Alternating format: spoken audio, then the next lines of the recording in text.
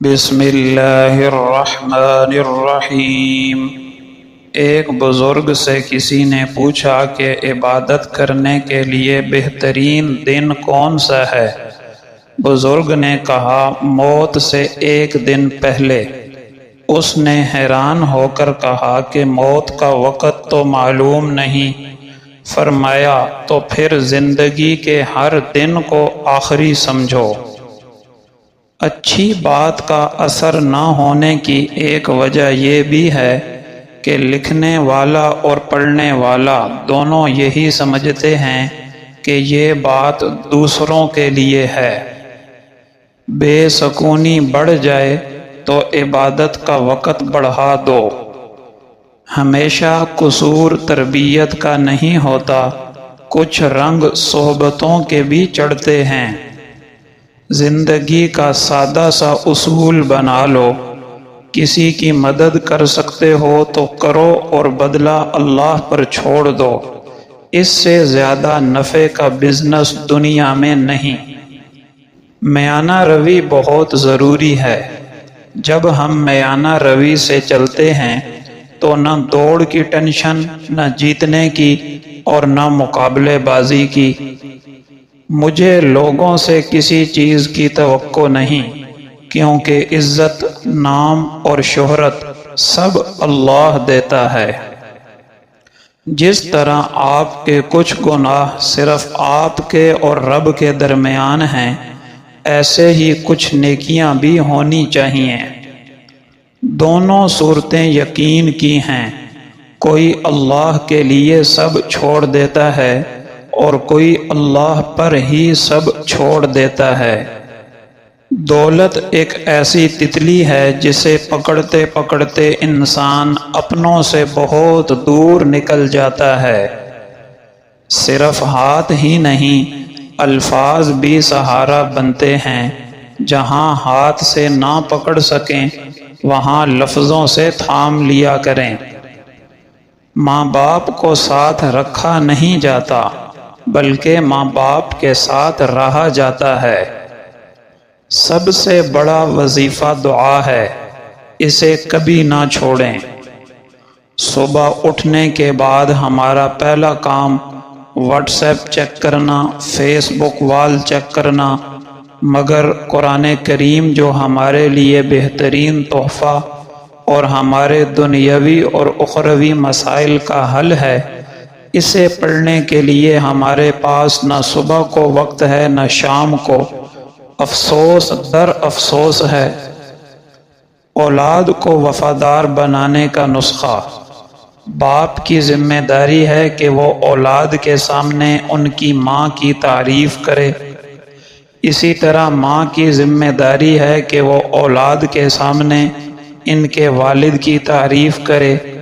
گویا دونوں کی مشترکہ ذمہ داری ہے کہ اولاد کے سامنے ایک دوسرے کی کوشش، محنت اور قربانی کا تذکرہ کرتے رہیں، تاکہ بچوں میں والدین سے وفاداری، والدین کا احساس اور والدین سے محبت اور مضبوط تعلق پروان چڑھے۔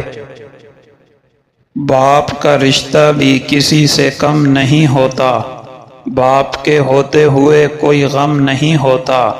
باپ سایہ ہے، باپ دکھوں کی ڈھال ہے، باپ کے بغیر یہ زندگی نڈھال ہے۔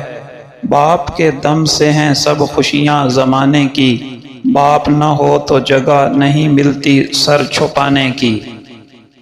بہتر ہے کہ کچھ باتوں کو برداشت کرنے کی عادت ڈال لی جائے۔ ہر بات کو محسوس کرنا بیماری کی علامت ہے۔ توبہ کے لیے گناہوں کو ہاتھ لگانا ضروری نہیں، بلکہ دوبارہ گناہوں کو ہاتھ نہ لگانا ضروری ہے۔ ایسا دروازہ بنے جس سے خیر داخل ہو۔ اگر ایسا نہیں کر سکتے تو وہ کھڑکی بنے جس سے روشنی گزرے۔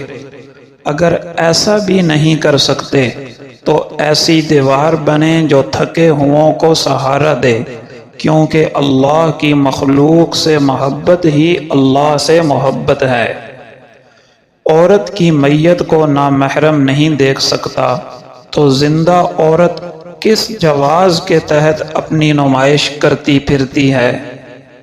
گانا گانے اور سننے کے 10 بڑے نقصانات۔ دل میں نفاق پیدا ہوتا ہے، انسان کی شہوت زیادہ ہوتی ہے، انسان دیوس اور بے غیرت بن جاتا ہے، انسان اللہ تعالیٰ کے ذکر سے غافل رہتا ہے، انسان اللہ تعالیٰ کا ناشکرہ بن جاتا ہے۔ گانا زنا کے لیے تعویذ ہے، گانا جہنم کے لیے بہترین ٹکٹ ہے، گانا دنیا اور آخرت کے عذاب کا ذریعہ ہے، گانا انسان سے اللہ تعالیٰ کا خوف ختم کر دیتا ہے، گانا سننے والے سے فرشتے دور، جنات اور شیاطین اس کے ساتھ رہتے ہیں۔ غلط فہمی اور شک کا بیج ہنستے مسکراتے گھر کو ویران کر دیتا ہے۔ اس سے پہلے کہ شک کا بیج تناور درخت بن جائے، آپس میں بات چیت کے ذریعے غلط فہمی کو دور کر لینا چاہیے۔ اگر آپ کے پاس کسی کو دینے کے لیے کچھ نہیں ہے تو اپنے چہرے پر صرف مسکراہٹ کو سجا لیجئے۔ یقین کریں کہ آپ کا یہ تحفہ ہر شے سے قیمتی ہوگا۔ مسکرائیں اور دوسروں کی مسکراہٹ کی وجہ بنیں۔ ضروری نہیں کہ کسی چیز کا مل جانا ہی دعا کی قبولیت ہے، بلکہ کسی چیز کا دور ہو جانا بھی دعا کی قبولیت ہے، کیونکہ انسان کے لیے کیا بہتر ہے یہ صرف اللہ تعالی ہی جانتے ہیں۔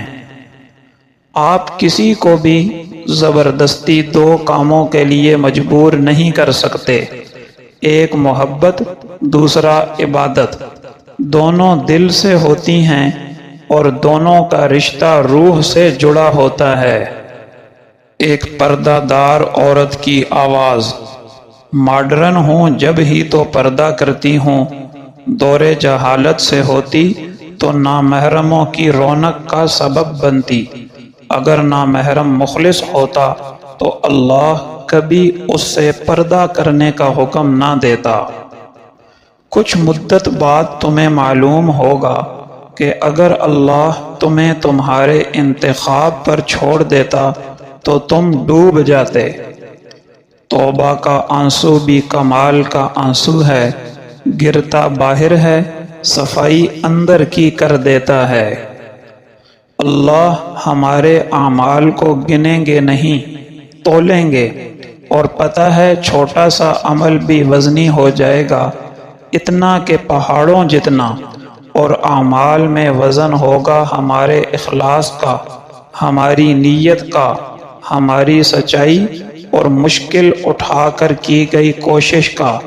وہ رب بہت قدردان ہے، اس کو خوش کرنے کے لیے بڑے بڑے مارکے ضروری نہیں، وہ چھوٹے چھوٹے آنسوؤں، ہمارے چند قدموں، ہماری ادنا سی کوشش پر بھی راضی ہو جاتا ہے۔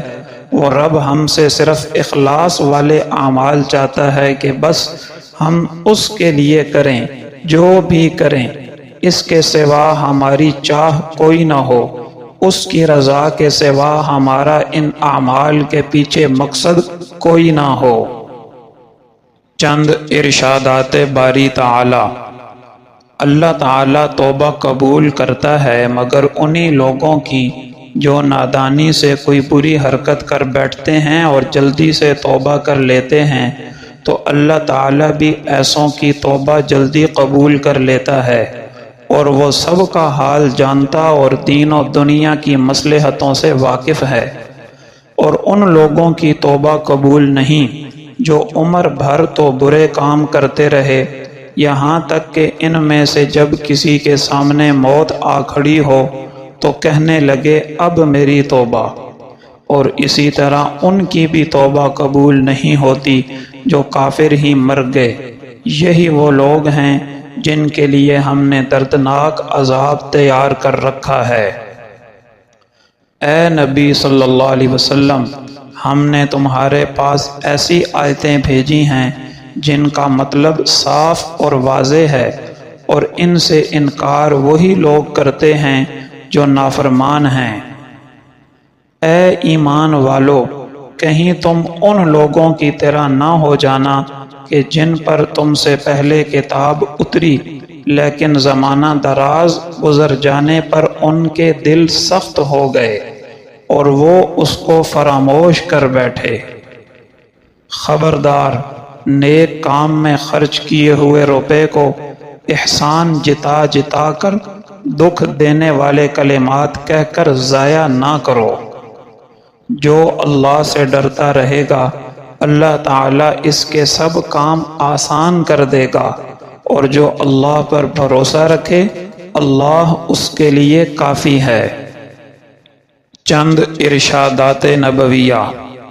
قبروں کی زیارت کے لیے جایا کرو، خود عبرت حاصل کرو اور مسلمانوں کی مغفرت کی دعا کرو۔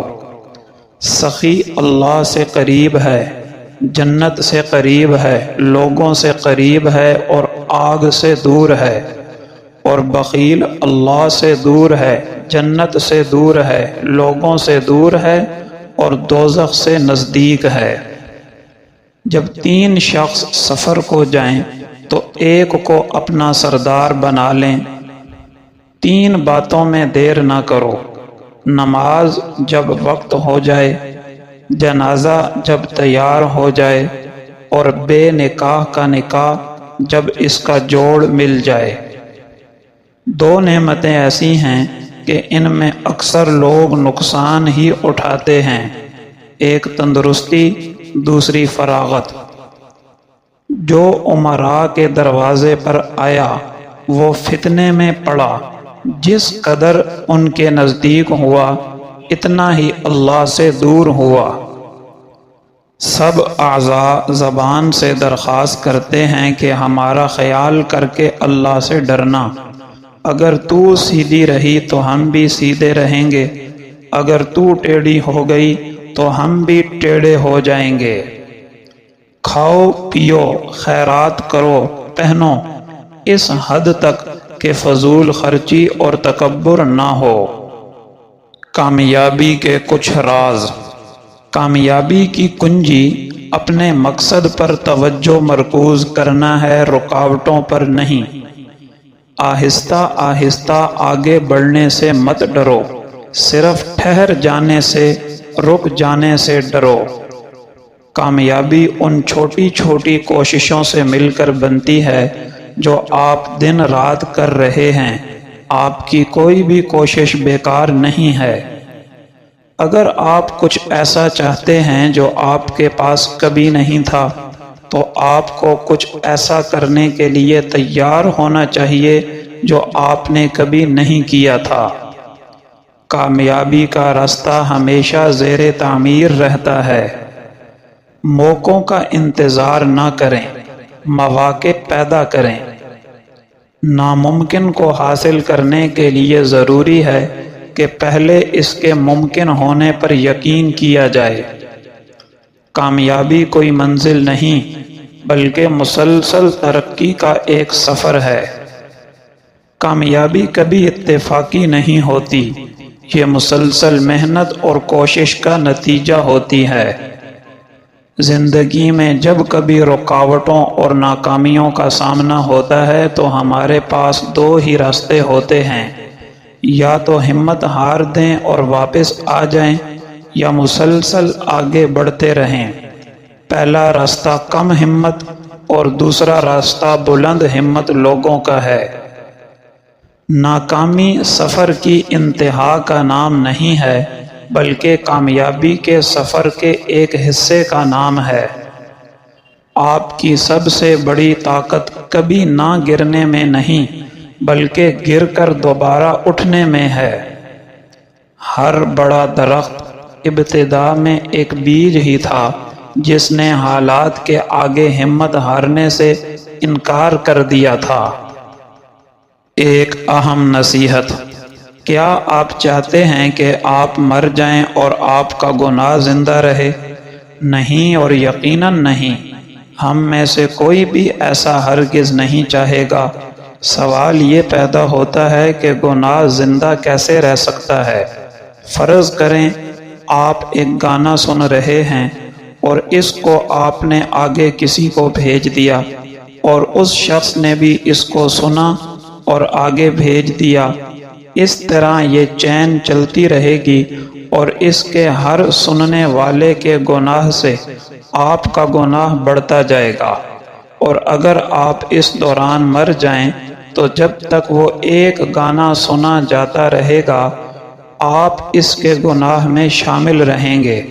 کیا آپ، میں اور ہم سب یہ چاہتے ہیں کہ ہم اپنے پیچھے نیکی کی بجائے بدی چھوڑ جائیں جس سے ہماری قبروں پر عذاب آتا رہے؟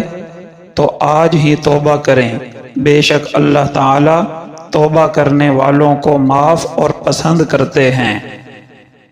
رسول اللہ صلی اللہ علیہ وسلم کا پاک ارشاد ہے، جو شخص ظہر سے پہلے 4 رکعت اور ظہر کے بعد 4 رکعت پڑھنے کی پابندی کرتا ہے اس پر جہنم کی آگ حرام کر دی جاتی ہے۔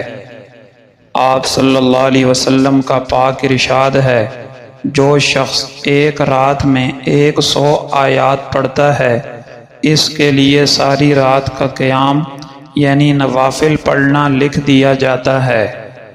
آپ صلی اللہ علیہ وسلم کا پاک ارشاد ہے، رب تعالی روزانہ رات کو آسمان دنیا پر نزول فرماتے ہیں جیسا کہ ان کی شان کے لائق ہے، اور جس وقت رات کا 1/3 حصہ باقی رہ جاتا ہے تو اس وقت فرماتے ہیں، کون ہے جو مجھ سے دعا کرے تو میں اس کی دعا قبول کروں، کون ہے جو مجھ سے مانگے تو میں اسے عطا کروں، کون ہے جو مجھ سے مغفرت طلب کرے تو میں اسے مغفرت سے نواز دوں۔ رسول اللہ صلی اللہ علیہ وسلم کا پاک ارشاد ہے، میری امت کے لوگ وضو کے نشانات کی وجہ سے قیامت کے دن سفید پیشانی اور سفید پاؤں والوں کی شکل میں بلائے جائیں گے، تو تم میں سے جو کوئی اپنی چمک بڑھانا چاہتا ہے تو وہ بڑھا لے۔ آپ صلی اللہ علیہ وسلم کا پاک ارشاد ہے، جس طرح چھری اونٹ کے کوہان کی طرف چلتی ہے اس سے بھی زیادہ تیزی سے بھلائی اس گھر میں آتی ہے جس میں مہمانوں کی کثرت کی وجہ سے کھانا پینا ہوتا رہتا ہے۔ آپ صلی اللہ علیہ وسلم کا پاک ارشاد ہے، بندے کی آزمائش اس کے دین کے مطابق ہوتی ہے، اگر وہ دین میں سخت اور پختہ ہے تو آزمائش بھی سخت ہوگی، اور اگر دین میں نرم اور ڈھیلا ہے تو مصیبت بھی اسی انداز سے نرم ہوگی۔ آپ صلی اللہ علیہ وسلم کا پاک ارشاد ہے، مصیبتوں سے بندے کے گناہوں کا کفارہ ہوتا رہتا ہے یہاں تک کہ بندہ روئے زمین پر اس حال میں چلتا ہے کہ اس پر کوئی گناہ نہیں ہوتا۔ آپ صلی اللہ علیہ وسلم کا پاک ارشاد ہے، کوئی بندہ ایسا نہیں ہے جو گناہ کرے پھر اچھی طرح وضو کر کے 2 رکعتیں ادا کرے پھر استغفار کرے تو اللہ تعالیٰ اس کے گناہ معاف نہ کر دے۔ آپ صلی اللہ علیہ وسلم نے فرمایا، انسان کے ہر جوڑ پر ایک صدقہ لازم ہوتا ہے ہر دن جس میں سورج طلوع ہوتا ہے، پھر اگر وہ 2 انسانوں کے درمیان انصاف کرے تو یہ بھی ایک صدقہ ہے، کسی کو سواری کے معاملے میں اگر مدد پہنچائے اس طرح کہ اسے اس پر سوار کرائے یا اس کا سامان اٹھا کر رکھ دے تو یہ بھی ایک صدقہ ہے، اور اچھی بات منہ سے نکالنا بھی ایک صدقہ ہے، اور ہر قدم جو نماز کے لیے اٹھتا ہے وہ بھی صدقہ ہے، اور اگر کوئی راستے سے کسی تکلیف دینے والی چیز کو ہٹا دے تو وہ بھی ایک صدقہ ہے۔